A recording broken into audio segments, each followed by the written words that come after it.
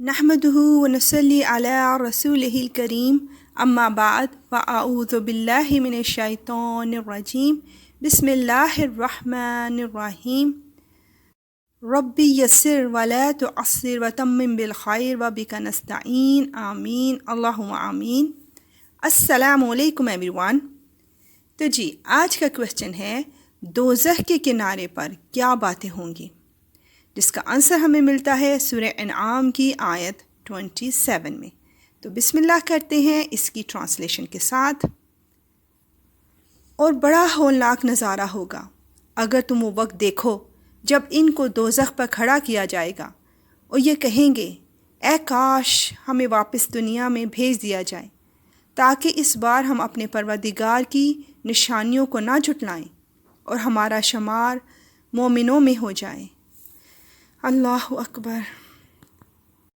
یہاں اللہ سبحانہ وتعالیٰ دوزخ کی ہولناکیوں کو دیکھنے کے بعد کافروں کی حالت اور ان کی گفتگو کو بیان کر رہے ہیں۔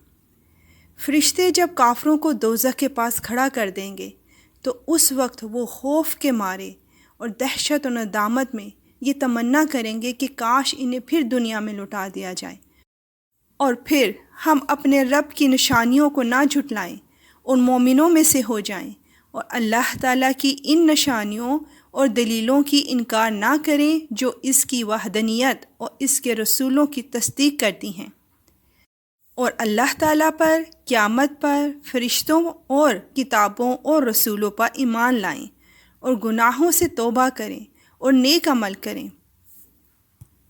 لیکن اللہ تعالیٰ ان کا رد فرما دے گا کیونکہ اللہ تعالیٰ جانتا ہے کہ حق سے انکار ان کے اندر رچ بس چکا ہے۔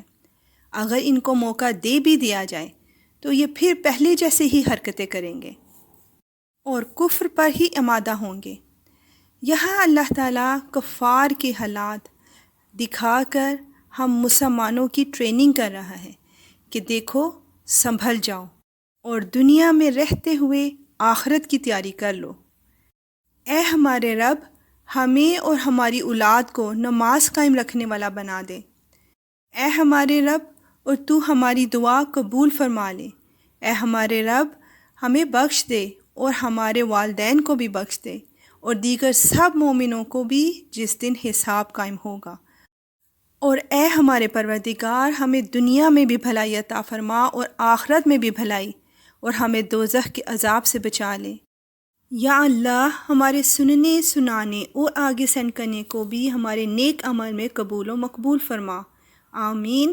اور اب نیکسٹ ایپیسوڈ کا کویسچن، کیا ہر کافر اور مشرک اندر سے اللہ کو جانتا ہے؟ انشاءاللہ ملتے ہیں اس کے آنسر کے ساتھ۔ اب اجازت، وآخر دعوانا ان الحمد للہ رب العالمین۔ سبحانک اللہم وبحمدک اشہد ان لا الہ الا انت استغفرک واتوب الیک۔ السلام علیکم ورحمۃ اللہ وبرکاتہ۔